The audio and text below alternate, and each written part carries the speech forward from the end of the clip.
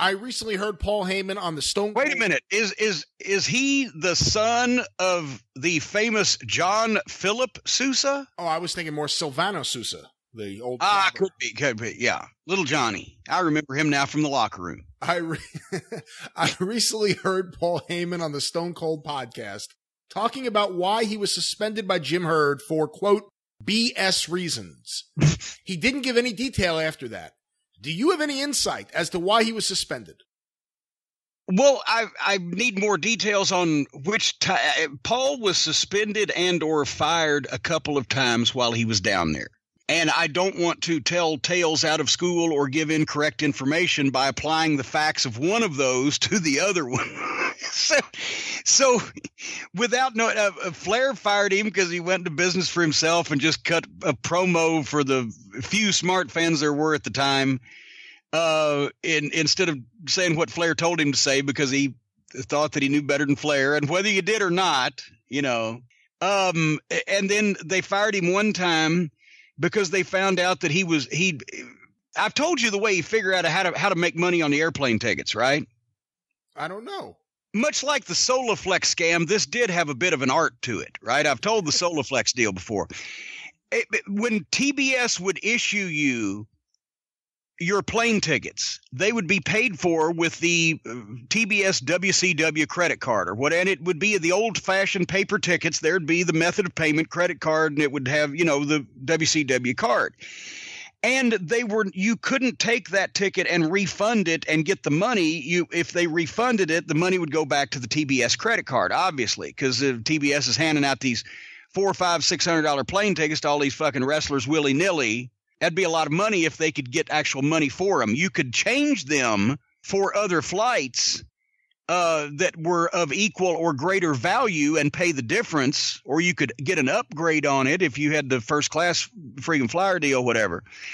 But you couldn't get your money back, except Paul, because he figured out if you took a $400 ticket and you found a $500 fare and you paid the difference on your credit card, and then you took that ticket, then both cards would show up. But then if you took that ticket and you upgraded it to something else and you put it on your card, then it's still, but eventually if you did that 3 or 4 times because of the printout of the computer, follow me here, the original credit card would be off the ticket. It wouldn't show up on the fucking ticket anymore. So then you could take the ticket, and this is pre-fucking scanning barcodes and all this other bullshit. You could take that ticket and you could say, I want to cash. If it was a full fare refundable ticket, which obviously it was because you'd upgraded so many times, you could take that ticket and show your credit card and say, here's a ticket I bought with this card, refund my money, and they refund back to your credit card. So Paul got a girl that would let him stay with her. I don't know what the arrangement was in Atlanta. And so he didn't have to get a hotel room, but yet because I believe her name was Danita, the girl that worked at the Howard Johnson's at the airport was always took care of the boys and gave them rates whenever she could or whatever. So she was somehow, and I think they found out about this too, and she got heat. She was giving him receipts for the hotel like he stayed there, and he was getting a plane ticket. This was when he was doing the announcing, and he was getting a plane ticket to go home to New York every weekend like he was supposed to as part of his announcing deal, but he wasn't going home. He was cashing a plane ticket in, and he was getting the hotel reimbursement from the fucking gimmick receipts, right? And I mean, even Jim Ross one time had busted him in his own mind. I don't know if he ever told Paul that he figured it out, but they had to do voiceovers for a syndicated program on like a Monday morning each week. And Paul was supposed to be flying back from New York to come to Atlanta and do the things he had to do for TV that week. Well, JR somehow got an early form of caller ID. And Paul one time called him from allegedly New York, but it was a 404 Atlanta area code number saying, oh, my flight was late because he was going to be late to come in to do, like he always was every week, to do voiceovers. But so JR busted him that he was still in town calling, my flight's late. Anyway, see, it was so much fun before caller ID and all this shit. You could get away with so much shit, I'm telling you. So anyway, one of those times was for that. But then, every time that they would fire him for something, he'd come up with some offense that they had done that he could sue them for, whether it's because of a religious discrimination or racial or sexual, or I don't know if anybody fondled him or whatever, but some complaint that TBS was always worried about getting sued because they hated to get sued. So they just, give people shit. Rather, that's how a lot of those people settled those lawsuits against WCW, because TBS hated to get sued and they were scared to death of it. But anyway, what was the original question? Why was Paulie suspended for BS reasons by Jim Herd? Well, I don't know.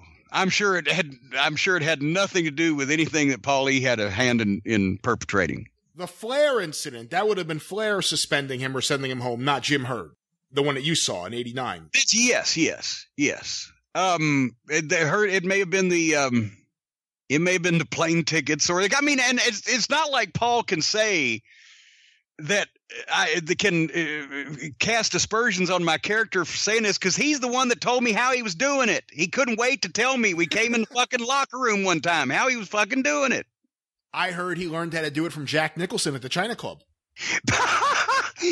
Oh God, it's been long enough. I got to tell this one. It's been long enough since we talked about it. We're doing the original midnight angle, right? With Dennis and Randy and him against me and Bobby and Stan. And this was right about the time we still thought it was going to go well, right at the first of it, when everybody's performance was great, before we knew that Dusty was about to get fired and all the shit was going to hell and they were going to screw the whole deal up. So we're all kind of jazzed up about it. But Atlanta TV, when we were still at TBS on Techwood Drive, the studios, before they went center stage, he comes in. That's how early it was. So he comes in immediately. I can't even – no, I had my bags. I remember I was holding my bags because he saw me. He was already there. He wouldn't let me put my bags down. He had to tell me, because he always went home as often as he could to New York, right? Or at least apparently he was telling people that. Yeah. And he would, whenever he got back from New York, he would have some story, and he would rush up to me and tell me. And Dennis Condrey used to die laughing, because he would see Paul grab me and take me over in a corner like he was telling me like a terminal illness of a family member or some terrific secret. But every time I walked in, he had to corral me and tell me something. So he says, I was in New York. You'll never guess where I went. I'll never guess, Paul. I went to the China Club. I said, and that makes sense, because Paul talked about the China Club often. That was one of those hot places in New York that Paul liked to be at that particular point. Always name drop the China Club. Always. Yeah. And it must have been a wonderful play, and they must have treated him like $1 million, because he loved the place. I don't know what the fuck it looked like or what went on there. I've never been there. So anyway, I said, well, that's good, Paul. And he said, you'll never guess who I saw there. I said, Paul, I'll never guess. Jack Nicholson. Well, okay, I can buy this, because Jack Nicholson is a Hollywood celebrity that goes to these hot places, and I've heard the China Club mentioned on TV as, more than just by Paulie. So okay, Jack Nicholson was there. I said, that's amazing, Paul, that you saw Jack Nicholson. He said, you'll never guess what he said to me. I said, oh, now wait a minute. Now hold on here, cowboy. Just hold your horses. I can buy you went to New York. I can buy you went to the China Club. I can buy you saw Jack Nicholson in the China Club. Jack Nicholson spoke to you? Yes. What did he say? He said, he put his arm on my shoulder. He looked at me and he said, hey, kid, watch the tennis racket. Yeah, right. I said, Paul, now you're not only expecting me to believe that you went to New York, that you went to China Club, you saw Jack Nicholson in China Club, but Jack Nicholson spoke to you and is a fan of our angle. He said, he said, I swear on my father's life. God damn, I said, now you've given me the choice of believing that Jack Nicholson is a fan of our wrestling angle on TBS, or you apparently are willy-nilly with your life, the life of your father. That's what he said. I was all right. So Jack Nicholson was eminently disappointed by the change in bookers and overall fiasco that TBS wrought on Crockett Promotions, and as a result ended the midnight angle prematurely. I could be wrong, but I think the doorman from the China Club was Matt the Mat. Kind of like, no, you wouldn't know who that is. He was like a New York, if you were around the club scene, you knew who he was. I think that's the guy who on ECW in the early years became Matty in the House. Remember for a while there was like a somewhat annoying interviewer who was kind of wacky? I don't 94, actually. Matty in the House. That was, I think, the guy from the China Club, now that I think about it. So probably, But it wasn't Jack Nicholson. It was not Jack Nicholson. No. The fuck? I mean, it was just perplexing.